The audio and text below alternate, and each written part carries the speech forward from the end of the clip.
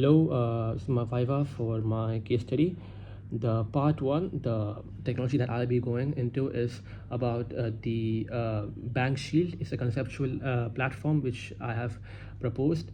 It's for tackling zero-click based spywares like Pegasus, which do not need user interaction to send malware through an email, through iMessage, through a WhatsApp message, whatever, and without us knowing, it runs in the background. It can extract information, have access to personal devices of bank executives, phone chats, all of it, and it can be a silent boardroom member as well.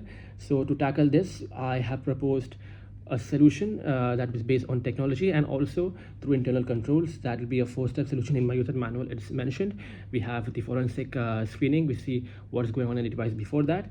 We have regular checks. We have also the software Bank Shield we downloaded on the C executive's device, and this one, by the way, just relies on background processes. It does not have access to the user's personal contents at all. So in places like France and these countries where the users' privacy laws are very strict, you can still cater to that.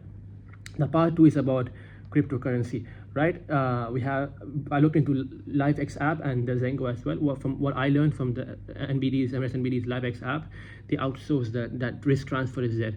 They have two parties. You have Aqua now. They are the VARA licensed partner. They offer Bitcoin, Ethers, whatever, and the bank earns fees. That's how they basically earn money. And the custody is with Zoria Custody. I think you, Ms. Kat, also discussed this in class. For the volatility, I did the calculation. I took Bitcoin's returns, log returns, LN, and also for the S&P as a benchmark. And we always see even in the calmest year of Bitcoin at 41%, the S&P is still lower at 17%.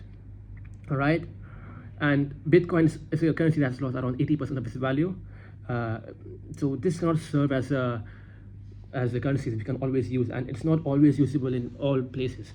And also the government of UAE Central Bank has made it very clear that you cannot really use this currency for settling transactions. So this again reinforces the need for CBDCs, because that is backed by fiat money. And even chartalism comes in here, because you see we cannot really just use the thing. CBDCs gain adoption easily because they carry sovereign authority. This was connected with the part 4 as well. The part 4 is also about stable coins and stuff.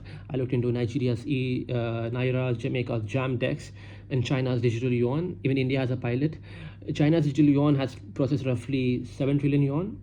And we see the Basel III implications are structural, and they do not account for the deposits in CBDCs. So if that happens, if this retail CBDC adoption that draws deposit out of commercial banks, all right, what this happens is now the banks are tight on funding. They're all this ratios, CET ratios, which is basically risk-weighted assets ratios. So now they resort to wholesale funding, and for the same amount of assets, now the risk is higher, right? And of course, the NSFR, the net stable funding ratio, will go down. The liquidity coverage ratio, and in the 30 days, how much they can cover, all of it gets worsened, right? So that's there. Yeah, and that's about it really. Metallism as well. The metallism, we know we need inherently for over a million, for as long as we can think of mankind, gold has been the standard. And even recently Donald Trump has been talking about going back to the gold standard. And blockchain technology and Bitcoin all relies on trust, right? And the trust requires a strong military backing or some sort of world hegemony that the US has.